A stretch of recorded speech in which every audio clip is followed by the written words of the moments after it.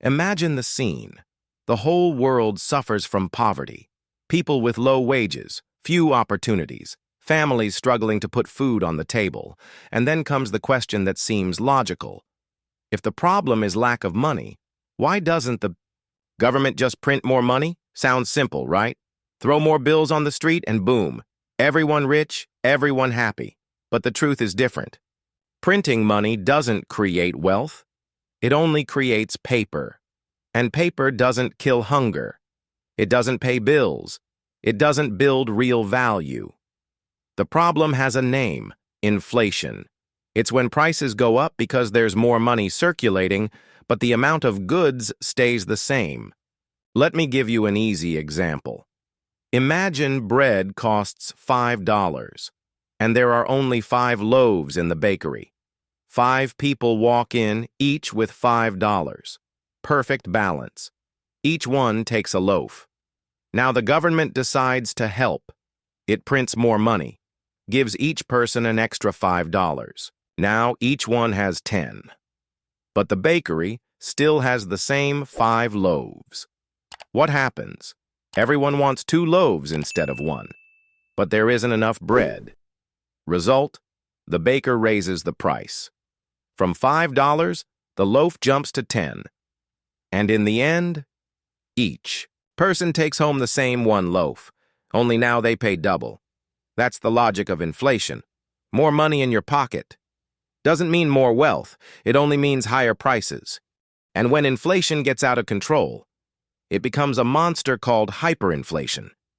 Prices doubling in hours, salaries losing value the very day they're paid, money turning into trash. And don't think this is just theory. It already happened. Example 1. Germany, 1920s. After World War I, the country was broke. The government decided to print money. The result? A loaf of bread that cost 250 marks in January cost 200 billion in November. People went to the market with wheelbarrows full of bills just to buy food. Example 2. Zimbabwe, 2007. The government printed endlessly to cover expenses. They created the $100 trillion note. And what did it buy? 1 loaf of bread, the largest banknote in history, worth less than a piece of gum. Example 3. Venezuela, 2016, one of the richest countries in oil. But instead of investing in production, the government printed money to keep subsidies. Soon, the currency collapsed. People literally threw money away. It was more useful for crafts than for food. Money by itself means nothing. It only has value when there's production, work, and wealth behind it. Now maybe you think, what if the government prints money just to pay foreign debt? That doesn't work either. Because when a country does that, the rest of the world notices. Trust in the currency collapses. Creditors refuse to accept it. The economy crumbles. So the real question is, if printing money doesn't solve it, what does? The painful answer: real production, education, technology, industry, work, investment. That's how Japan and South Korea grew. They didn't print money. They created innovation. They created productivity. Money only has value when it represents something real. Now let's dig deeper. Why does printing money sound so tempting? Because it's the easy shortcut, the quick patch, the magic solution politicians love to sell. But every easy solution comes with a heavy price. When governments print money, what they're really doing is stealing people's purchasing power. Your salary stays the same, but it buys less and less. That's inflation, the invisible tax. And guess who suffers the most? The poor.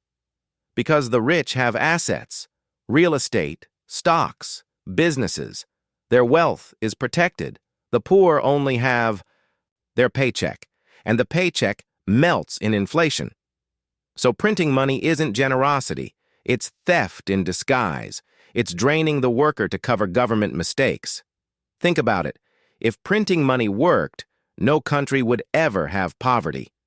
Just turn on the printers.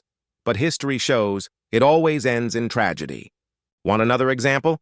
Hungary, 1946. The worst hyperinflation ever recorded. Prices doubled every 15 hours. They printed a banknote with 21 zeros. and it was worthless, less than the paper it was printed on. What keeps an economy healthy isn't the amount of paper in circulation. It's the capacity to produce. It's trust in the system. It's the link between work and reward. And here's the harsh truth. Money is just a collective illusion. It works because we all believe it works. If that trust breaks, the paper becomes garbage. You can have billions saved, but if there's no food, goods, or services, that money buys nothing. You can't print value. Value is created through work, through education, through discipline, through risk, through sweat and intelligence. The world doesn't care about what you think is fair. It answers to reality. And reality is simple. Printing money doesn't make anyone rich. It makes everyone poor. So next time you hear the magical idea, just print more money. Remember Germany with wheelbarrows of bills, Zimbabwe with useless trillions, Venezuela with banknotes in the trash. There's no free lunch. The price of the easy shortcut is the bitter bill of inflation, and every easy shortcut ends in a dead end.